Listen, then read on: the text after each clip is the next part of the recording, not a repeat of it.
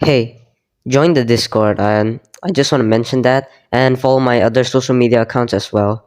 YouTube hates minors, so I'll be wearing a face mask this entire video just for the comments to be open.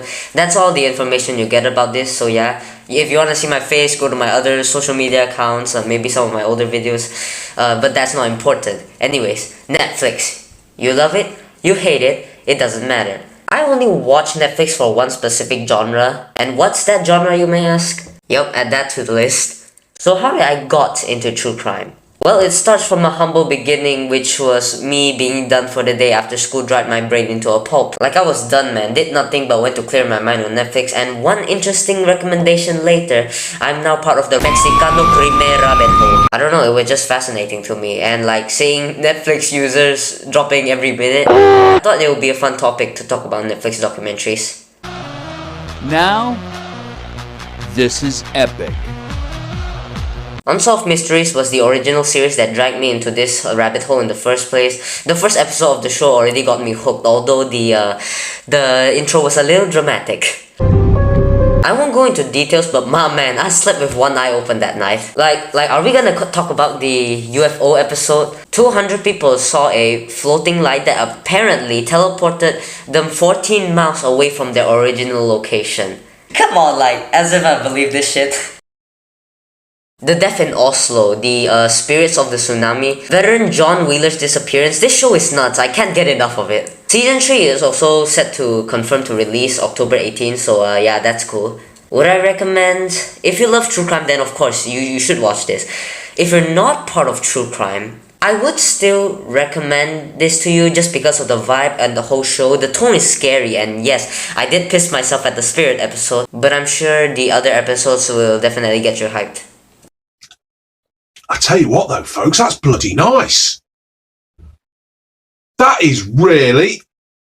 Catching Killers isn't as great as Unsolved Mysteries. To be honest, I wouldn't prefer this. However, this show is more directed to people who love the investigation area of true crime. And if you watch this show with that perspective, it is very appealing and interesting. To me, it was just a time passer, but I do see the appeal though. The whole BTK storyline, yeah, that got me chills. Most of the episodes gave me chills. I think the best series of episodes this show can offer is that whole Toronto cannibal storyline. Yeah, that was actually genuinely terrifying. This show only has 2 seasons and only a few episodes, so that's all I have to say. I would only recommend this if you're into the whole cop investigation thing, or you just find it interesting, you just want to pass time just like I do. Yep, that's it. Whoa, whoa, whoa, whoa, whoa, whoa, whoa, hey, hey, hey! Strap in, folks. This one is a real ride. This documentary series is relatively new, releasing sometime during September this year, and I'm genuinely intrigued with this story. So the story is, there is this douche called Hunter Moore. He sets up a website that only specifies in humiliating people by releasing corn of them.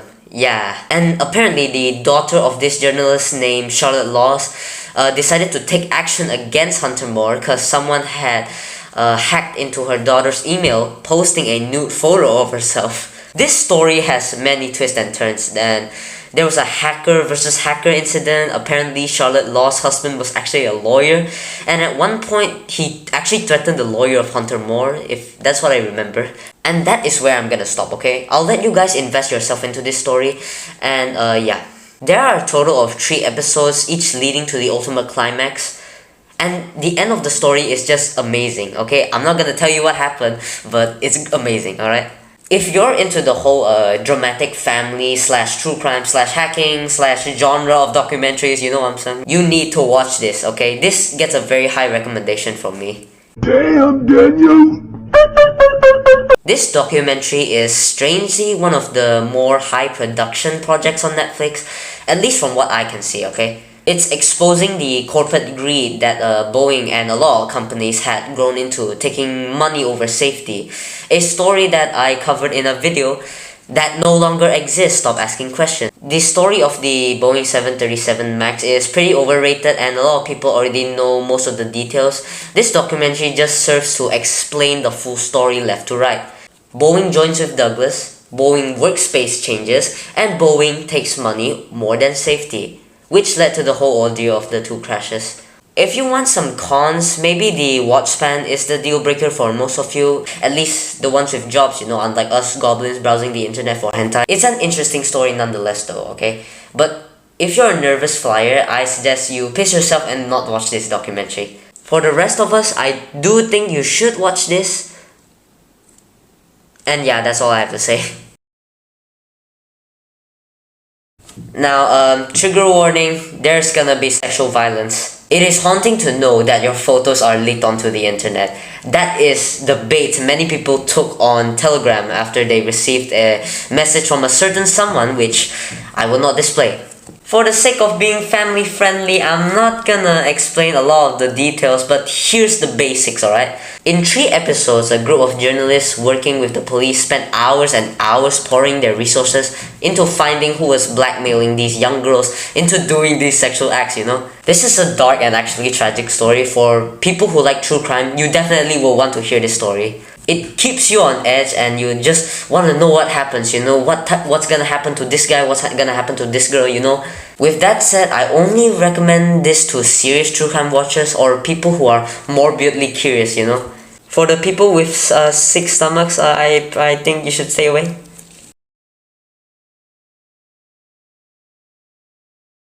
A strange murder that happened in Delhi in India sparked a huge investigation campaign.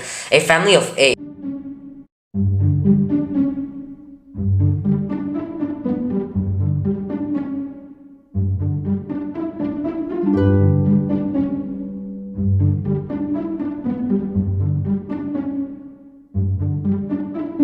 I'll let you dive yourself into this story, into this documentary, but to keep it short, this is a very good documentary. The interviews with the family members are actually genuinely tragic, and I think I did shed a tear a little. The actual investigation area really propels this documentary forward. Spanning across 3 episodes, I'm sure you have the time for yourself. There's also another Indian murder documentary, The Indian Butcher. Just wanted to mention that in case you want more of this stuff, you freaking psychopath. Oh my god! Oh! Technically, this documentary is owned by Universal, but since it's on Netflix and it's a good documentary, I decided to include this anyways. Blackfish was originally released during 2013, 3 years after a very hostile, horrific incident at SeaWorld. A trainer named Don Brancho, the senior trainer at the time, was swimming with an 8-ton orca named Telecom, right? A 35-year-old killer whale that unfortunately was tortured physically at an old water park named Sealand. Both different places, Sealand was closed for a long time ago. Sealand decided to close its doors in 1992 and sold their orcas to SeaWorld. Then, unfortunately, they were not informed much about Telecom. Telecom's history and behaviors was only wrote on a profile of Telecom in a worksheet, apparently. And that's all the information the park really had about this whale. It is not just this incident that was horrific, actually. Blackfish was a documentary set to destroy SeaWorld's reputation, and it somewhat succeeded, actually. Sure, they're still performing orca encounter shows in 2022, but over the years, SeaWorld was actually facing a lot of media backlash after Blackfish, It showed what SeaWorld was doing behind the scenes for the entertainment they give. Capturing baby orcas, sending an orca to a park in Africa that only deals with dolphins, and sometimes even starving their animals when they fail to do a certain trick. It all came to light, and not in a good way. I'm gonna stop talking about the results now. I'll leave you guys to decide on what you think. In all honesty though, I'd say this might be the best documentary on the list. As a matter of fact, it won Documentary of the Year at one point actually. The story is intriguing, the end result was great, and overall, yes, you should watch this. And yeah, that's all the documentaries. I've been recording this for over 40 minutes now, and I gotta eat, so yeah. I hope you liked my style of commentary. From this point forward, I want to try to make YouTube kind of a job for me. That's why some of my old videos were unlisted, I want a clean slate. More videos like this will come out in the future.